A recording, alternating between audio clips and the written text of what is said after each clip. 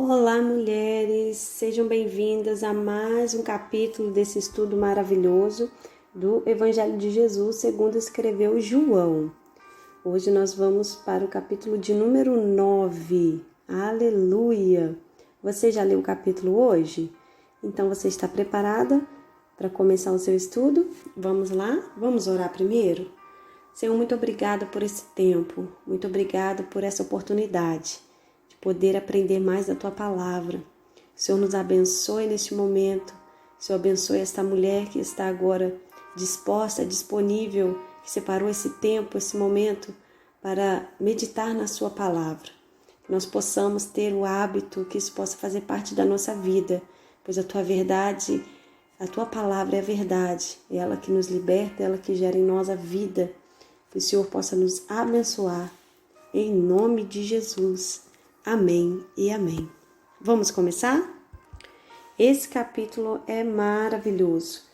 Tem muita coisa que fala muito ao nosso coração, muitas passagens conhecidas. E vai começar falando sobre a cura do cego de nascença. Bom, querida, algumas coisas que acontecem na nossa vida, nós sabemos que são consequência dos nossos erros, dos nossos pecados, né? Algumas enfermidades até, como nós lemos lá daquele homem, né, do tanque de Betesda, que o que provocou aquela enfermidade foi a consequência de algum pecado que ele cometeu, porque Jesus vai dizer quando cura ele, olha, vai, não peques mais, para que algo pior não te aconteça. Nós estudamos isso, né, já nos capítulos anteriores, você deve se lembrar.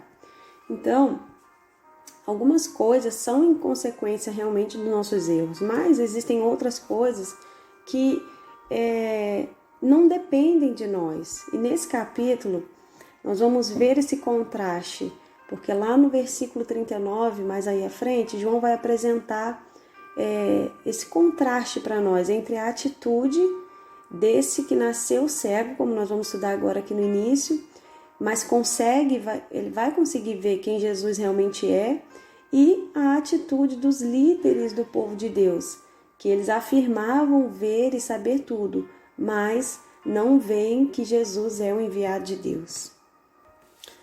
Aqui no versículo 2, nós vemos claramente os discípulos procurando um culpado pela enfermidade, né? Isso ocorre também com alguns religiosos dos nossos dias, que talvez por ignorância olham o enfermo e a enfermidade atribuindo culpa, em decorrência de algum ato pecaminoso por parte dessa pessoa que está enferma. E isso só aumenta o sofrimento dessa pessoa. Então, às vezes, a enfermidade realmente resultado, né, de algum pecado grave. Mas nem sempre é assim. E aqui Jesus claramente vai negar. No caso deste cego, Jesus vai negar essa relação lógica e direta entre o pecado e a doença dele. Jesus deixa claro que não, ele não pecou. Ele não está assim por causa de pecado. Amém? Avança aí lá para o versículo 7. Então, olha só. Não é por acaso que João vai explicar, eu não sei se a sua Bíblia tá com esse grifo, eu acredito que sim. Eu acho que todas as versões têm. Mas João ali ele vai explicar realmente o significado desse nome, né? Siloé, que significa enviado. A sua Bíblia tem essa descrição aí? Então não é por acaso que João explica o significado desse nome. A cura do cego com a lavagem de água, ou seja, a cura do cego com a lavagem daquele que foi enviado. Olha que coisa linda. Isso sinaliza fortemente, né, como uma orientação para a nossa fé, que Jesus não resolveu por conta própria começar a pregar, começar o seu ministério, mas sim foi expressamente enviado por Deus, não foi por acaso que ele foi se lavar nesse tanque. Tudo sinalizava, até isso sinalizava para o cumprimento da promessa, né, da palavra, do propósito de Jesus. Aqui no versículo 9, nós aprendemos algo. Esse homem era cego né? Não por causa dos seus pecados, nós já falamos isso, ou pelo pecado dos seus pais. Mas ele era cego, nós aprendemos algo aqui. Foi para que se manifestasse a glória de Deus através de uma dupla ação através desse milagre. Porque primeiro ele foi curado, né? E agora ele já não ficava mais sentado à beira do caminho pedindo esmolas.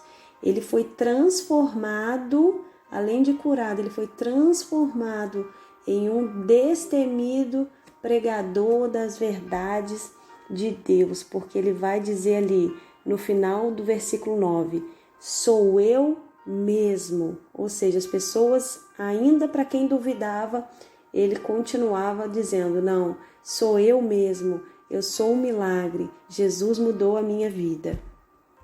Vamos fazer um resumo aqui entre o versículo 13 e 17. Você lendo o contexto aí, você vai ver que esse rapaz, esse homem, ele vai ser diversas vezes interrogado pelos fariseus.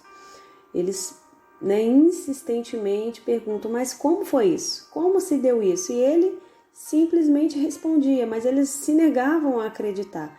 Então, por diversas vezes ele foi interrogado. Então, novamente foi solicitado para que ele contasse o milagre. Mas dessa vez ele foi mais conciso, né? Talvez indicando o quê? Que ele estava já perdendo a paciência por ser interrogado tantas vezes. Porque a história criou ali uma divisão entre esses líderes religiosos que sem dúvida nenhuma estavam ali reunidos com um propósito mesmo, mais uma vez, de negar uma evidência clara do poder de Deus. Então, um grupo não via nada ali além do fato de que o sábado foi quebrado, porque Jesus fez esse milagre no sábado. Então, uns ali estavam extremamente irritados pelo fato de ter havido cura no sábado. Outros achavam difícil que um pecador, porque viam Jesus como um pecador, pudesse realizar tal milagre. Então, ainda outra vez, para desviar a atenção da sua própria perplexidade, os fariseus começaram a interrogar o homem novamente. E o que ele pensava, né? Qual era o pensamento dele acerca desse benfeitor, desse homem que fez tal maravilha na vida dele? Então, ali ele demonstrou mais discernimento do que aqueles líderes. É claro que o seu amigo não podia ser menos do que um profeta. Ele vai declarar isso lá no versículo 17. Ele é muito direto na resposta dele. Ele não fala muitas coisas. Ele é simples e direto. Ele diz, olha, ele não é menos do que um profeta. Só que isso irritava profundamente os fariseus. Eles não queriam aceitar. Eles queriam ouvir da boca desse homem o que eles queriam ouvir, né? Que fosse uma ideia compatível com a deles. Mas ele insistia que não, ele é um profeta. Então, verdadeiramente, ele era um profeta poderoso em feitos e em palavras.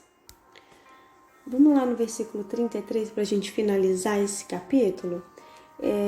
Como nós falamos lá no início, né, o significado do nome desse tanque de Siloé que é enviado. Então, o significado desse nome